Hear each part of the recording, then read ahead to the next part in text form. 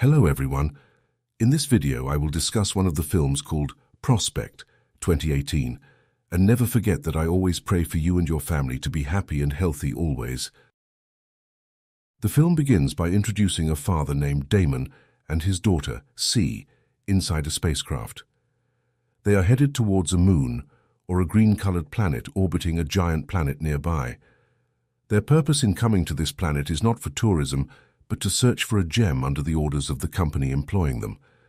However, the gem is not a mined object, but a harvest from alien organisms living within the ground, commonly known as Oralac.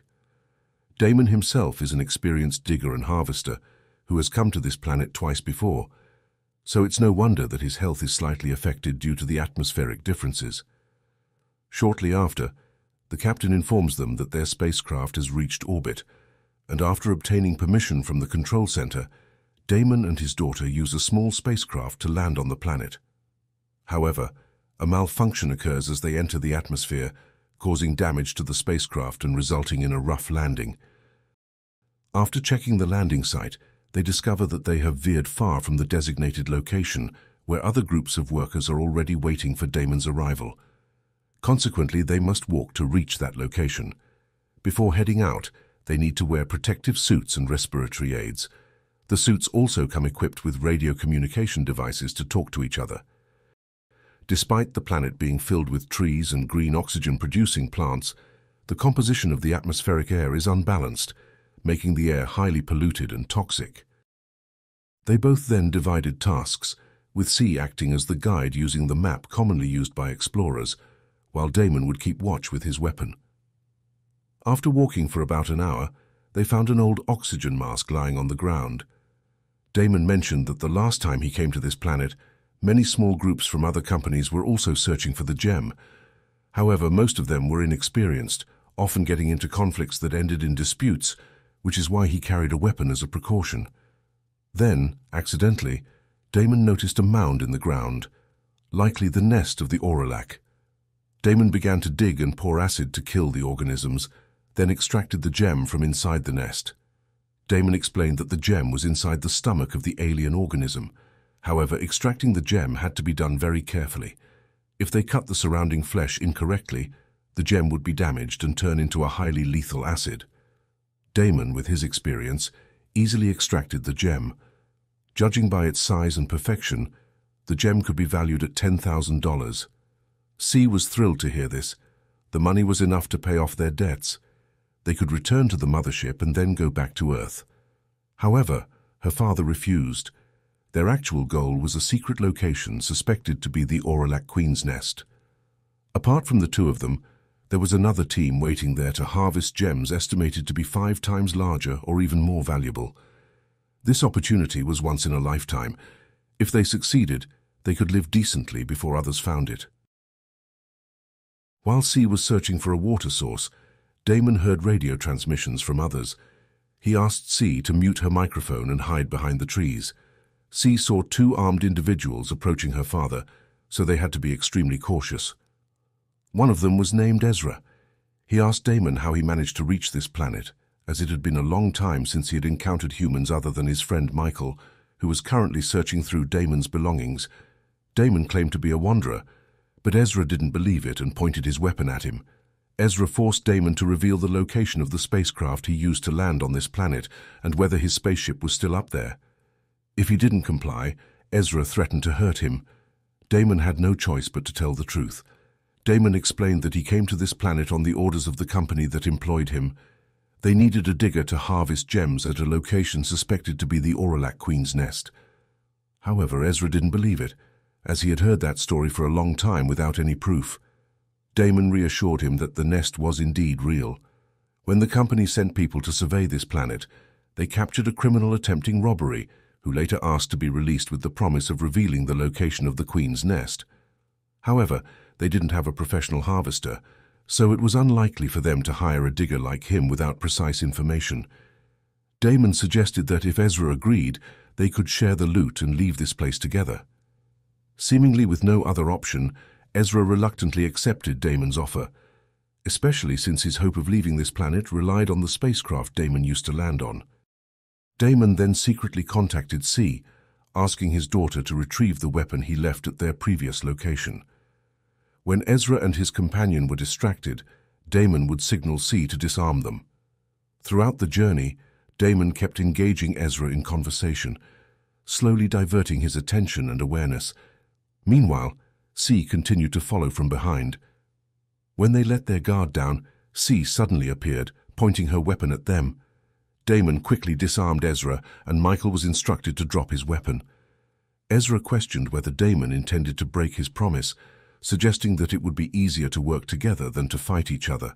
However, Damon remained indifferent and asked Ezra to open his box, which turned out to be full of gems. In that moment of distraction, Damon became unaware.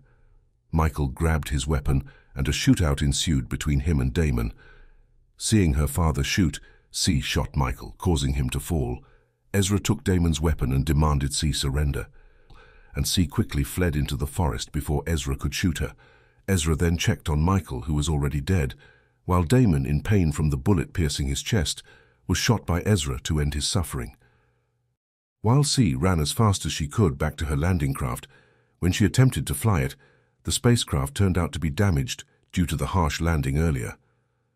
Upon inspecting the physical condition of the spacecraft, it became apparent that it was no longer airworthy. Alone on the alien planet, C tried to stay calm while listening to her favorite music, but she forgot that Ezra was still roaming out there. True enough, shortly after, C heard footsteps approaching, and it turned out that Ezra had found her. C immediately pointed her weapon and shot Ezra's arm, but Ezra quickly took the weapon and removed his protective helmet. He asked C to provide a first aid kit to treat his wound, but with his injured hand, C easily took the weapon from Ezra's hand. Then C asked if Ezra had killed her father, as she heard gunshots when running into the forest, and Ezra technically admitted to killing her father. Ezra then suggested that if C wanted revenge, she should shoot him, as he was tired of this planet. However, C didn't want to kill him. She asked Ezra to show her where his spacecraft was and to fly it to the spaceship. Unfortunately, his own spacecraft was also damaged due to a conflict among his team members.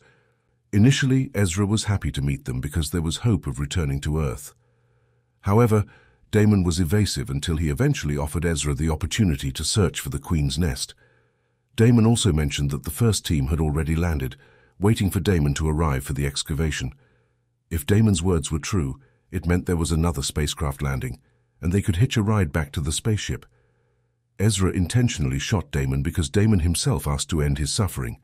However, one thing C needs to know is that Damon had previously taken his gem box, which angered Michael, leading to Michael shooting Damon. If Damon hadn't been greedy, that death wouldn't have occurred. Moreover, Michael also got shot by C, so both of them took their lives.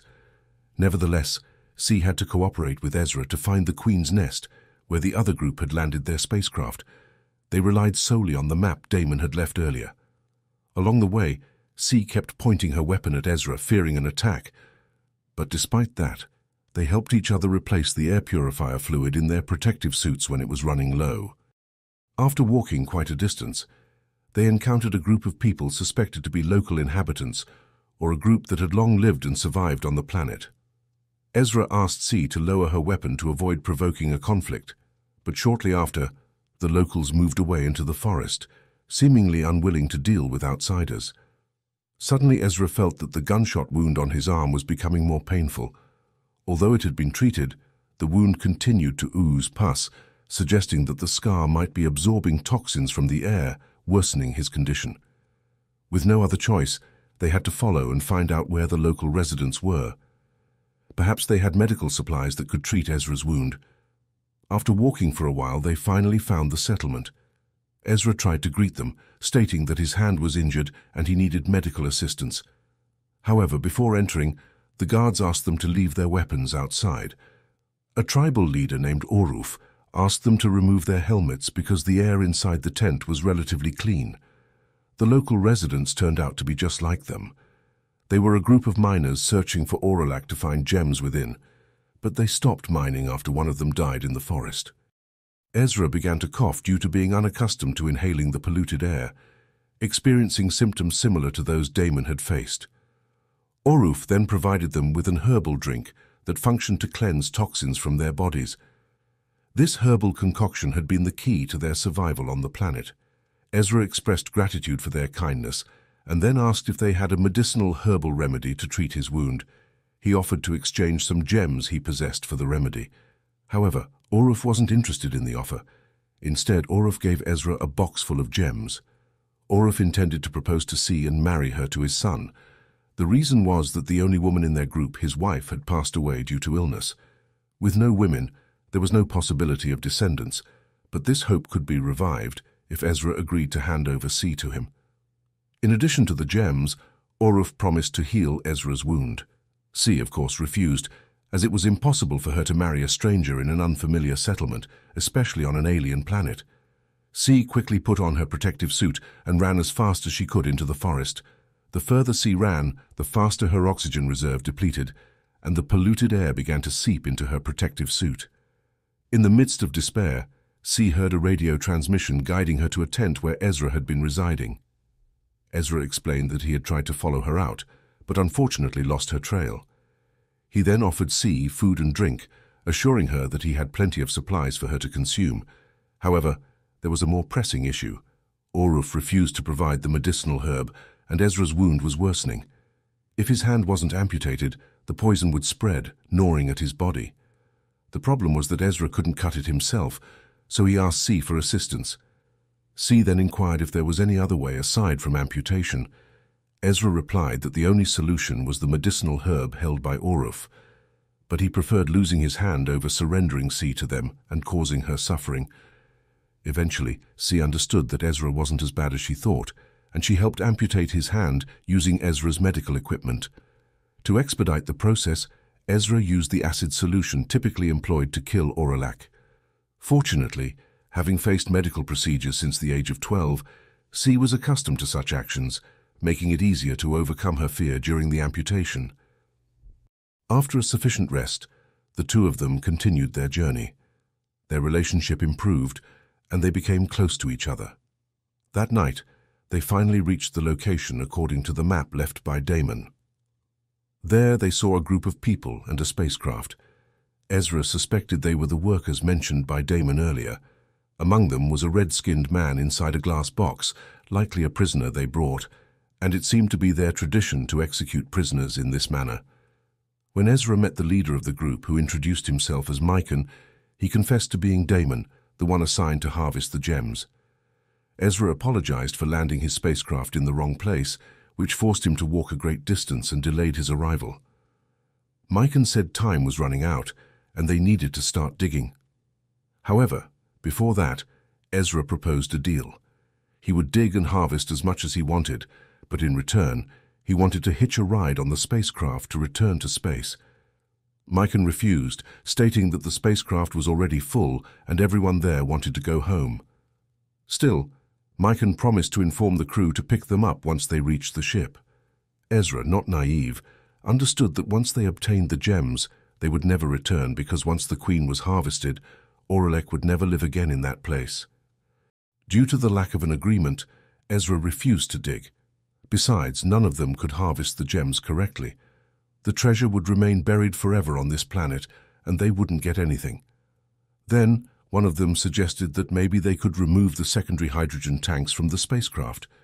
Their weight would be enough to replace the two of them. This way, Ezra and C could hitch a ride back to space, of course, after they finished their work. After reaching an agreement, Mycon showed them the nest, where there were numerous mounds estimated to contain dozens of gems that they could harvest. Ezra and C began to dig, employing the same method Damon had used. However, when splitting the flesh to extract the gems, Ezra was not careful enough and ended up damaging the gem. As we know, Damon warned that harvesting Oralak had to be done very carefully and precisely. A slight mistake would damage the gem. Mycon appeared displeased, and Ezra reassured them that they didn't need to worry because there were dozens, or perhaps even more, of gems in the soil. However, despite multiple attempts to dig and split the Oralak, Ezra failed to harvest the gem properly. This was because Ezra only had one hand, and naturally his harvesting ability was not as good as before. Even when C tried to help and practiced the technique taught by her father, She couldn't do it correctly.